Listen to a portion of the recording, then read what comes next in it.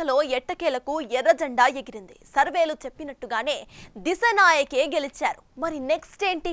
అసలే గత ప్రభుత్వంతో విసిగిపోయిన లంకేయులు ఆయనకే ఎందుకు ఓటేశారు? సంక్షోభంలో ఉన్న శ్రీలంకకు మళ్ళీ పాత వైభవం తేగలుగుతారా? అసలు కొత్త అధ్యక్షుడి ముందున్న సవాళ్లేంటి? ఆయన హిస్టరీ ఏంటి? Watch it.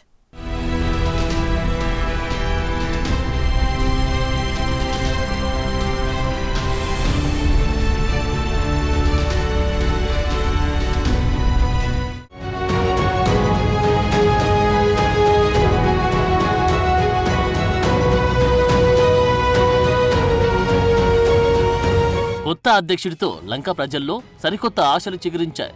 మరి ఆయనపై ప్రజలు పెట్టుకున్న నమ్మకాన్ని నిలబెట్టుకోవడంలో సక్సెస్ అవుతారా అనేది మెయిన్ క్వశ్చన్. ఎందుకంటే శ్రీలంకలో ప్రస్తుతం ఉన్నది మామూలు పరిస్థితి కాదు. ఓ సన్నని దారంపై ఊగులాడుతోంది లంక. అలాంటి దానిని ఒడ్డుకు చేర్చాలి. ఇది సవాళ్లతో కూడుకున్న పని. అందుకే ఇది దిశనాయకకి అగ్ని పరీక్ష లాంటి సిచ్యువేషన్.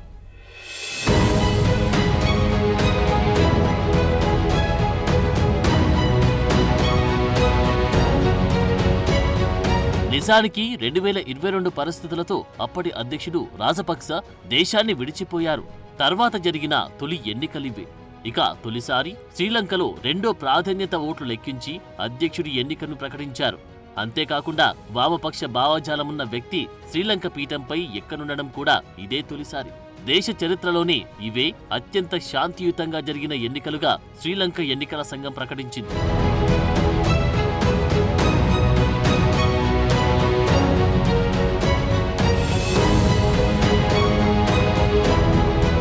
శ్రీలంక చరిత్రలో ఎన్నడూ రెండో ప్రాధాన్యత ఓట్ల లెక్కింపు జరగలేదు. మొదటి ప్రాధాన్య ఓట్ల సమయంలోనే విజేత ఎవరో ఖరారయ్యేవారు.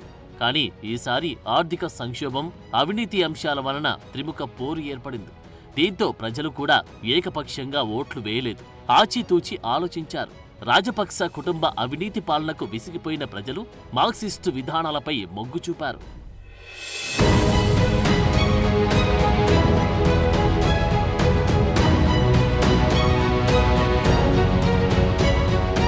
గత ఎన్నికల్లో కేవలం 3% ఓట్లు మాత్రమే సాధించిన దిశనాయకే ఈసారి అవినీతిపై పోరాటమంటూ ప్రచార అస్త్రాన్ని ప్రయోగించారు. ఫైనల్ గా నాయకత్వ శూన్యత, ప్రజల్లో నిరుత్సాహం కమ్ముకుని ఉన్న పరిస్థితుల్లో యువత, విద్యావంతులు దిశనాయకే వైపు మొగ్గు చూపారు.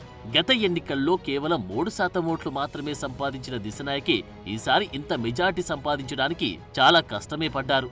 శ్రీలంకలో 2022లో తలెత్తిన ఆర్థిక సంక్షోభం తర్వాత ప్రజల అసంతృప్తిని ఆయుధంగా మలుచుకొని సమర శంఖం పూరించారు. మార్పు, అవినీతి వ్యతిరేక సమాజ నిర్మాణం వంటి నినాదాలతో విస్తృతంగా ప్రచారం చేసి అపూర్వ జనాదరణ పొందారు. అంతేకాదు ప్రతి ఎన్నికల ర్యాలీలో గత పాలకుల అవినీతి, వైఫల్యాలను ఎత్తిచూపుతూనే జవాబుదారీతనం ప్రాముఖ్యతను ప్రజలకు వివరించారు. ఆర్థిక సంక్షోభానికి మూల కారణాలను పరీక్షించడంలో తమ పార్టీ మేనిఫెస్టోలో విద్యా వ్యవస్థలో సంస్కరణలు తీసుకొస్తామని హామీ ఇచ్చారు. ప్రజారోగ్యానికి పెద్దపీట వేయడంతో పాటు అనేక ప్రజా సంక్షేమ విధానాలతో ప్రజల్ని తన వైపు ఆకట్టుకోవడంలో సక్సెస్ అయ్యారు. దీంతో ఫలితాల వెల్లడి కాకముందు నుంచి ఆయనకు అభినందనలు వెల్లువెత్తాయి. ఆయన ప్రధాన ప్రత్యర్థులైన విక్రమసింఘే, ప్రేమదాస మద్దతుదారులు కూడా విషస్ చెప్పారంటే గెలుపు ధీమా ఏ రేంజ్లో ఉందో అర్థం చేసుకోవచ్చు.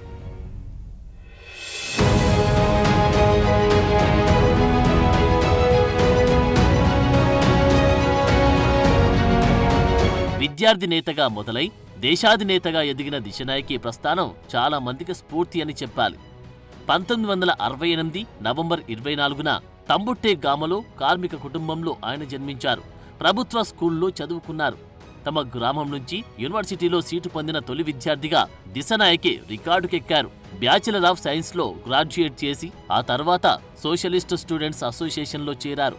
1987లో జేవీపీలో చేరి రాజకీయ పునాది నిర్మించుకున్నారు. 1998 నాటికి పొలిట్ బ్యూరోలో చోటు దక్కించుకున్నారు.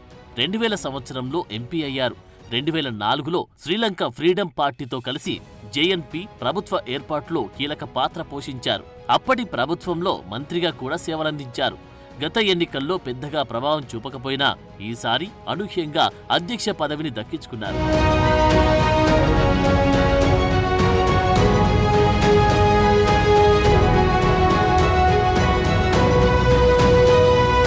అనుకున్నట్టే దిశనాయకే గెలిచారు. మరి నెక్స్ట్ ఏంటి? అయితే ఇక్కడ అందరిలా ఆయన నడవబోయేది పూలబాటలో కాదు, ముళ్లదారిలో ప్రయాణం. బాధ్యతలు చేపట్టిన వెంటనే అనేక సవాళ్లు ఎదురుకానున్నాయి. దేశ ఆర్థిక వ్యవస్థను పునరుద్ధరించడం సహా ఆర్థిక మాంద్యాన్ని పారదోలి లక్షల మందిని పేదరికం నుంచి బయటపడేయడం ప్రధాన సవాలుగా ఉన్నాయి. రాజపక్సపై తిరుగుబాటుకు కారణం ఆర్థిక మాంద్యమే కాక దాన్ని కట్టడి చేయడానికి దిశనాయకే ఎలాంటి చర్యలు తీసుకుంటారు అని లంకేయులు ఆసక్తిగా ఎదురుచూస్తున్నారు. ఆహారం, మెడిసిన్ వంటి నిత్యావసరాలు కూడా ప్రజలకు దూరం కాగా కీలకమైన విధాన లోపాలు సరిదిద్దడం సహా దేశ ఎక్స్పోర్ట్స్ పెరిగేలా చర్యలు తీసుకోవడం ప్రధాన అంశాలుగా ఉండనున్నాయి.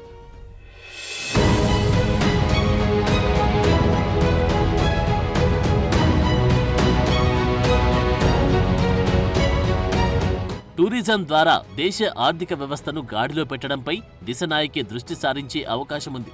ఈ ఎన్నికల ఫలితాల తర్వాత సోషల్ మీడియాలో సుదీర్ఘమైన పోస్టు పెట్టిన దిశనాయకే దశాబ్దాలుగా కన్న కలలు ఇప్పుడే సాకారం దిశగా అడుగులు పడ్డాయన్నారు. దీనికోసం కొన్ని లక్షల మంది ప్రాణత్యాగాలు చేశారన్న దిశనాయకే వారి త్యాగాలు వృధా కావన్నారు. సుపరిపాలన అందించి లంక ప్రజల సమస్యలు తొలగించడమే తన ప్రధాన లక్ష్యంగా పేర్కొన్నారు. అందరం కలిసి కొత్త చరిత్ర రాద్దామంటూ దేశ ప్రజలకు కొత్త అధ్యక్షుడు పిలుపునిచ్చారు.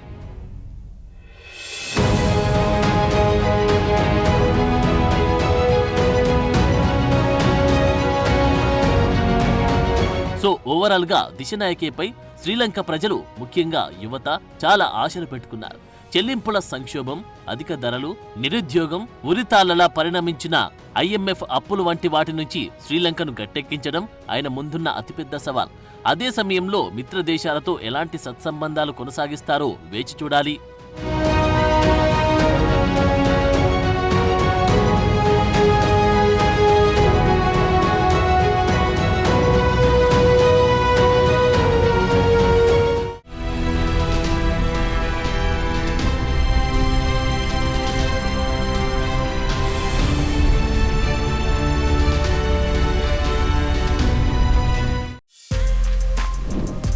For more videos like this, subscribe Big TV channel.